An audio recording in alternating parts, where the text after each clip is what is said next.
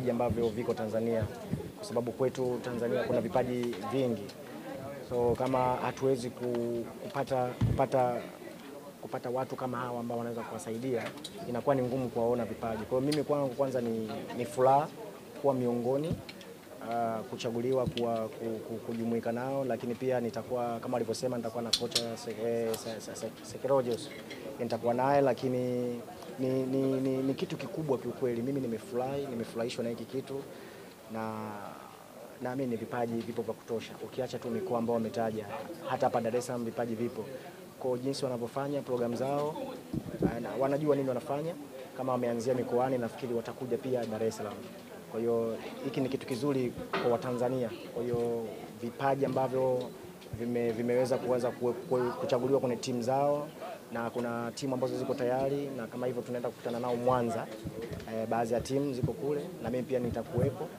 Kwa hiyo naamini tutapata vipaji, tutapata kina Mleshongasa wapya, kina Kevin Yondani wapya, kina Mwinyi Kazimoto kama hivi. Vijana wengi ambao wanacheza kandanda huko mtaani Uswahilini huko ndoto kubwa, lakini wanakata tamaa mapema. Lakini wakiangalia wachezaji wakubwa kama nyie, kuna kitu wanakifikiria, labda ni njia gani mlipitia na kadhalika. Ujumbe wako ni upi kwa vijana wenzenu hivi? Kikubwa kwanza kwenye maisha, utaki kwanza kukata tamaa, unatakiwa ujiamini na Mungu alichokupa. Unajua kila mtu Mungu amempa talent yake. Kwa hiyo unatakiwa ujiamini na uwe na maamuzi yako wewe mwenyewe kama mchezaji. Mimi nimeweza kutoka kwa sababu ya maamuzi yangu mimi kama mimi, kwamba nilikuwa na wish niweze kucheza nje ya nchi, haijalishi itakuwa wapi, lakini nilikuwa natamani nicheze nje ya nchi.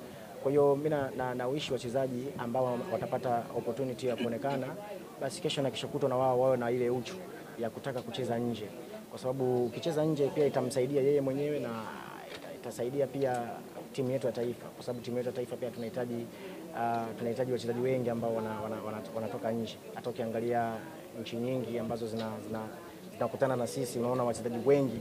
Ukiangalia hata nyewe waandishi wao mna mention, unaona mchezaji huyu anatoka Aston Villa, na sisi tunatamani sasa kesho na kesho kutwa tuone watu wanawa mention wachezaji kutoka mabara tofauti tofauti. Kwa hiyo hicho ndio tunachotamani kutoka Tanzania na kutoka kwangu mimi kama ambassador wa Safari Laga. Shukrani sana. Unafuatilia maendeleo ya soka nchini kwa vilabu? Ndio. Una maoni gani kwa level ambayo vilabu vyetu vina perform hususan kwenye mashindano ya kimataifa? Kikubwa kwanza na wao ni wapongeze, kwa sababu kwanza wamefikia kama ukiangalia Simba Yanga, na Simba juzi wametoka kucheza finali, lakini pia hata Yanga walicheza finali nafikiri miaka miwili nyuma imepita, au miaka miwili kitu kama hicho. Kwa hiyo ni hatua kubwa na mpira wetu unazidi kubadilika. Na pia ningependa kuwashukuru pia TFF, kwa sababu pia na wao wameweka nguvu kubwa kwenye mpira, Rais Karie na jopo lake kwa ujumla. Kwa hiyo mimi kwa upande wangu naweza nikasema nazipongeza timu, nawapongeza viongozi pia, viongozi wa Yanga, viongozi wa Simba na viongozi wa timu zingine pia Azam na kadhalika. Kwa hiyo mpira umebadilika kiukweli, umebadilika. Kama kipindi cha nyuma tulikuwa tunaona timu zetu hata makundi tulikuwa tunasuasua, lakini sasa hivi mimi nimetoka Yanga tulikuwa tunaishia makundi, lakini sasa hivi ukiangalia hawafikirii tena makundi, hawafikirii nusu finali, sasa hivi wanafikiria kuchukua kombe. Kwa hiyo tunaenda step by step. Ukiangalia Yanga waliishia finali hivyo na wao wakapata medali na baadhi ya zawadi zingine, na Simba juzi tumeona. Kwa hiyo mimi nafurahishwa na hiki kitu, na mpira wetu unazidi kubadilika. Umecheza Morocco, unabali kwamba soka la kaskazini lina influence kubwa kwenye mashirikisho? Ina ushawishi mkubwa sana. Nimecheza Morocco na nimeweza kucheza baadhi ya mechi, japo kipindi kile nilipata yale matatizo, sikuweza kuendelea mpaka wanachukua kombe. Lakini kwa upande wangu naweza nikasema haya mashindano, na hata ukiangalia vilabu tofauti, utofauti ni labda maandalizi tu. Inawezekana maandalizi ya timu za Morocco na maandalizi ya timu za Tanzania inawezekana kuna utofauti mdogo tu, lakini kila kitu ni kile. Yaani ninachokisema hapa kwamba maandalizi ya kule na huku kuna utofauti inawezekana kawa mdogo, lakini mimi naamini kwa mpira wetu ambao unachezwa sasa hivi, ukiangalia na miaka 6-7 nyuma kuna utofauti mkubwa. Hata ukiangalia hata sponsors wapo wengi sasa hivi, hata nyewe waandishi mmekuwa wengi. Kipindi cha nyuma walikuwa wapo, lakini kiukweli niseme ukweli sasa hivi mpo wengi na mmejitahidi. Kila sehemu tukio linapotokea mnakuwa mnaacha kazi zenu mnakuja. Kwa hiyo mimi pia ningesema tunawashukuru na nyie pia waandishi kwa kazi ambayo mnaifanya. Wapo wanaoamini kwamba timu za kaskazini zina flavor kubwa sana kutokana na influence yao.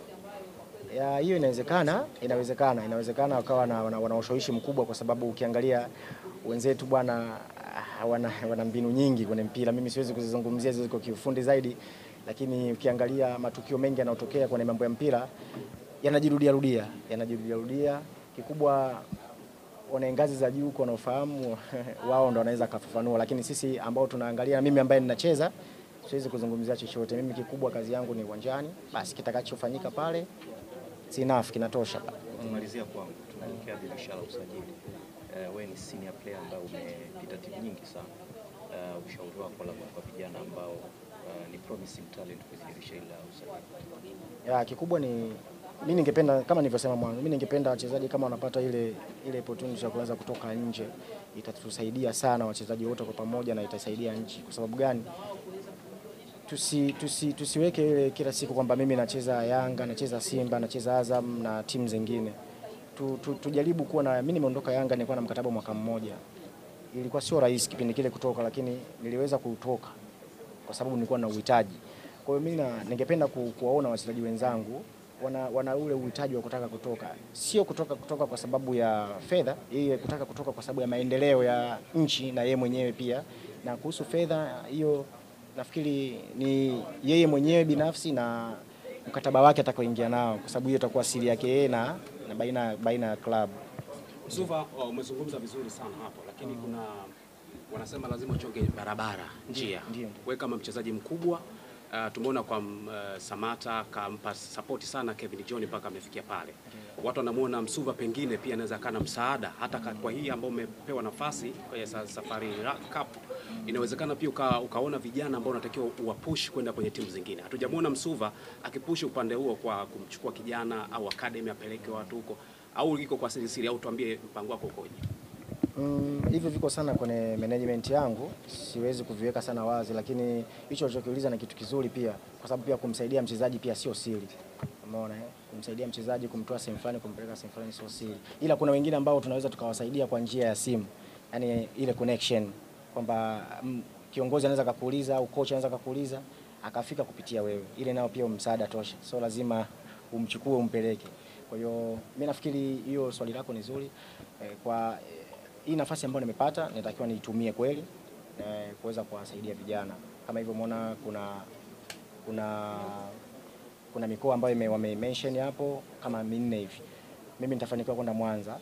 Kama nitafanikiwa kwenda mikoa mingine pia tutaona vipaji, lakini sasa hivi naanzia Mwanza. Mimi naamini tutapata vipaji ya Mungu mengi. Vipaji vitakavyopatikana, mimi kwa sababu nipo miongoni mwa hii timu yangu ya TBL, naamini kitatokea kitu. Haijalishi mchezaji mmoja, wawili, watatu, lakini hii ni mipango ya Mungu. Kwa hiyo tumweke Mungu mbele, chochote kinawezekana. Tunazungumzia kusema pia na ligi kuu Tanzania bara, kwa sababu hao vijana ambao watakwenda kupatikana huko itakuwa ni chanzo cha kuingia kwenye ligi kuu. Tumeona kuna baadhi ya wachezaji wameshaingia tayari. Lakini kwa sasa hivi tunaona kuna namna ambavyo kumekuwa na ukuaji mkubwa sana wa ligi yetu. Tutaka kuzungumzia sasa hivi kwamba Simba na Yanga wanashiriki mashindano. Sasa sio waoga tena kwa timu za kaskazini na vitu kama hivyo. Kuna ongezeko kubwa la wachezaji wa kigeni. Wakati ukiwepo unacheza, namba ya wachezaji wa kigeni ilikuwa ni chache. Sasa hivi imekuwa ni kubwa. Unafikiri au wachezaji ambao watapatikana watakuwa na urahisi wa kuingia kwenye timu hizi wakati namba ya wachezaji kutoka nje imekuwa ni kubwa sana sasa hivi? Mimi nafikiri inawezekana. Ni mchezaji mwenyewe tu jinsi gani anavyo.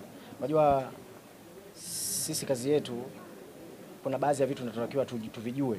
Kwamba ndio maana anasema hata wa TBL sio kwamba tu kazi yao wao ni kuangalia vipaji, lakini pia hawa wapo pia kwenye engo ya elimu, yani kuelimisha wachezaji wanatakiwa nini wafanye. Kwa hiyo mimi nafikiri wanapopata nafasi ya kwenda kucheza ligi kuu, nafasi inapatikana. Mimi nilikuwa nacheza kipindi cha miaka kadhaa nyuma iliyopita. Wachezaji wa kigeni walikuwa hawazidi 6. Nafikiri walikuwa 5 au 6 hapo. Wachezaji wa nyumbani loko walikuwa wanapata nafasi ya kutosha. Nimeelewa swali lako kwa sababu sasa hivi ukiangalia wachezaji wa kigeni wapo wengi, zaidi ya 10. Ni mtihani, lakini hii pia ni chachu pia kufanya wachezaji wa Kitanzania wasibweteke. Nafikiri pia hiyo ni upande sana wa TFF sitaki kuingilia chama chetu cha mpira, lakini mimi na kwa upande wangu nikasema kwamba hii ni chachu kwa wachezaji wetu wa Kitanzania wazidi kufanya mazoezi ya kutosha na kujua kwamba sisi tuko kwenye nafasi mbaya. Nikisema nafasi mbaya kwa sababu wachezaji wa kigeni wanakuwa na thamani. Nikisema thamani ya kifedha, mikataba yao. Wanakuwa viongozi wanatoa hela nyingi kumtoa huko kumleta hapa, anataka muone anacheza. Kwa hiyo mchezaji wa Kitanzania anapaswa kupambana ili aweze kuwepo katika kikosi namba 1. Yaani kikosi namba, yani nikisema kikosi namba 1 wale 11 ambao mwalimu anawachagua basi yawepo, na anapokuwepo anapoperform ndio atakuja kutusaidia pia timu ya taifa. Tumekuona wakati ukicheza Hassan Al Jadidi pale Morocco. Ulikuwa ni miongoni mwa wachezaji ambao wanatupa sura tofauti sana. Wachezaji wengi ambao walienda kwenye mataifa hayo hawakuweza kufanya vizuri kiasi kile. Ni kiasi ya kwamba mpaka timu yako ikaja kukupa tuzo ya mchezaji bora kama watakuwa na kumbukumbu nzuri. Lakini ilikuwa ni kitu cha kustua sana. Msuva huyu ambaye kacheza ligi ya Tanzania. Watanzania hasa kwa wachezaji unaweza kuwaambia nini? Morocco pale kuna mwalimu yuko pale ambaye katoka katika timu ya madaraja ya chini kabisa. Una ujumbe gani kutoka kwa mwalimu lakini kwa wachezaji wengine jinsi ambavyo umeweza kufanikiwa kwenye mashindano, timu ngumu, ligi ngumu, lakini akachipuka Msuva? Kwanza mimi ninaweza kusema kucheza nje sio rahisi watu kama wanavyofikiria, lakini pia ni rahisi ni wewe mwenyewe jinsi gani utakavyojiweka. Lakini kwa upande wa kwangu mimi nilivyocheza Difa Hassan Jadid, kweli ulivyosema kuna baadhi ya zawadi niliweza kupata, kuna tuzo za timu niliweza kuzipata, lakini pia kumbuka na mimi pia nilikuwa ni forena wa kwanza kuweza kufikisha goli 39. Nafikiri hiyo kumbukumbu unaweza ukawa una. Yaani forena wa kwanza ambaye nimecheza miaka 3 nikiwa Jadida, nimefikisha goli 39. Kwa mpaka sasa hivi hakuna mchezaji ambaye ameweza kuvunja ile rekodi yangu kwa Morocco. Baada hapo ndo nikaenda Wydad, lakini mimi naweza nikasema wachezaji wana nafasi. Kuna nafasi sasa hivi ukiangalia pia mwalimu yupo kule. Ipo timu kubwa Wydad. Na ukiangalia timu iliyotoka huku haina ukubwa, lakini timu iliyoenda na ukubwa. Kwa hiyo yuko kwenye under pressure. Mimi nilishakutana naye mwalimu timu ya taifa. Niliongea naye na akaniambia na mimi nikampa kila kitu cha pale jinsi kilivyo. Nikamwambia tabia zao, jinsi walivyo, jinsi gani kuishi nao. Amesema kweli kuna baadhi ya vitu nimeviona wakati nafika. Kwa hiyo mimi naamini mwalimu hatoniangusha mimi na hatowaangusha Watanzania, hatoiangusha familia yake. Na mimi natapambana kwa changamoto ambazo tulizokuwa napitia. Nimemwambia wewe endelea kupambana nazo. Kuishi na Waarabu sio rahisi hivyo. Kwa sababu uko pale kwa sababu ya kazi. Wewe fuata kazi yako, hayo mengine ambayo yanaendelea nje utaki kudili nayo. Ukisema udili nayo huwezi kucheza. Lazima utaomba tukurudi kwa matatizo ambayo wako nayo. Sio makubwa hivyo, lakini kuna baadhi ya vitu ambavyo ni binadamu na wao. Kwa hiyo kikubwa tu mwalimu yuko pale apambane. Na pia na wish pia nimuone kuna mashindano makubwa ambayo Aziz Ki ameenda naye amesajiliwa juzi. Kwa hiyo itamsaidia yeye na itasaidia familia yake na Tanzania kwa ujumla. Umegusa sehemu nzuri sana. Kuna tetesi pia zinamhusisha Mzize kwamba huenda akaenda Misri, Zamalek na maeneo mengine, lakini Zamalek ni mazingira ambayo tunazungumzia kaskazini. Kwa upande wako endapo kama bahati wataipata, ni mtazamo wako upi kwa Mzize ili kuweza kufanya vizuri kwenye mashindano haya? Ametoka kwenye klabu ambayo umetoka wewe, picha unaifahamu ya ligi ya kaskazini na vitu kama hivyo. Mimi nafikiri sio Mzize tu, yani natamani wachezaji wengine tofauti, ila kwa sababu mmegusia Mzize na hata Mzize pia mimi pia nakutana naye pia timu ya taifa huwa naongea naye. Na mimi napenda wachezaji wengi wakija timu ya taifa wakikutana na kama mimi, wakikutana na Samata, wakikutana na Imidi, wanajitahidi kuongea na sisi vizuri, wanataka kujua kwamba mlifikaje hapa, wanauliza kiukweli, yani siwe muongo, wanauliza. Na Mzize ana nafasi kubwa, timu yetu amefanya vizuri Tanzania. Mimi kwangu mimi kwa upande wangu nasema inatosha kwa Mzize. Hata kama viongozi wangu wananisikia, Mzize anatakiwa tu sasa hivi akapate changamoto nyingine nje. Yani ana uwezo wa kucheza sehemu yoyote. Ana power, strength, yani kila kitu anacho yule. Mimi naamini akienda kucheza atabadilika zaidi ya vile alivyokuwa. Anaweza kajiona yuko sawa hapa kwa sababu kishamaliza. Sasa anatakiwa aende akapate changamoto nyingine ambayo itamjenga zaidi ya vile. Bwenzi alishaye kusema kwamba wewe unazungumza naye sana. Bwenzi, hebu kidogo comment kijana ambaye ametoka